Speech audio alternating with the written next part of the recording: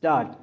So far as the argument raised by the learned counsel for the accused with regard to the witnesses being closely related and no independent witness has come to support the prosecution case, we would like to mention that it is the settled legal proposition that evidence of undisputably interested witnesses or related witnesses cannot be discarded outright on that very sole ground. Stop.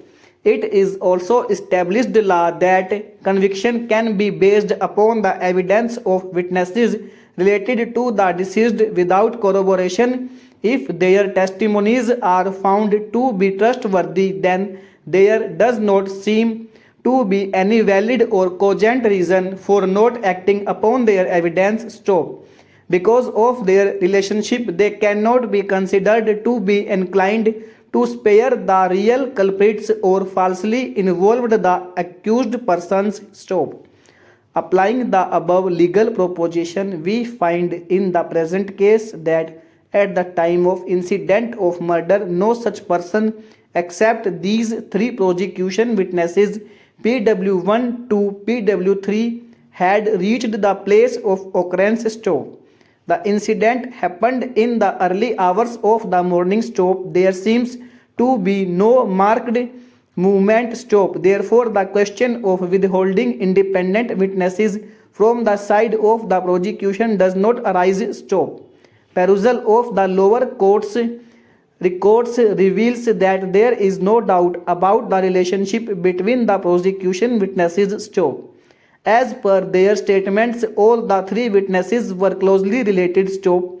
PW1 and PW2 were nephews of PW3 and the victim, but as per the requirement of the law, their testimony had required to be carefully scrutinized in order to see whether they are truthful, reliable, and trustworthy witnesses, as their presence at the site is very natural. Stop.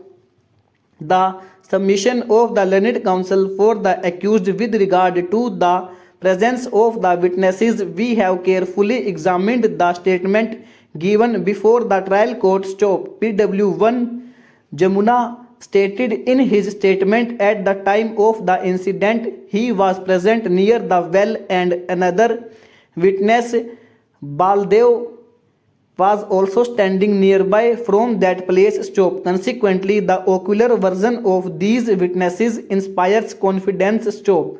So the point raised by the learned counsel for the accused about their presence and non-production of the independent witnesses and production of only the related and interested witnesses does not create any shadow of doubt over the incident. Stop. We hold that the argument raised by the accused counsel on this score has no substance. Stop.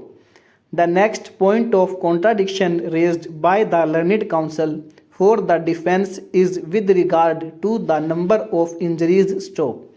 He contended that perusal of the written report statements under section 161 CRPC and the inquest report number of injuries are shown to be 5. Stop. Even in evidence, 5 injuries were suggested to the victim. Stop. The post-mortem report, however, mentions 3 injuries as ante-mortem injuries. Stop. Under these circumstances, the testimony of the prosecution witnesses PW1 to PW3 have been challenged and asserted that they have not seen the incident. Stop. Medical and oral version are inconsistent and witnesses are not believable. Stop. In rebuttal, learned AGA has contended that these witnesses perhaps reached at the time when Lakshman accused was assaulting with lathi. Stop.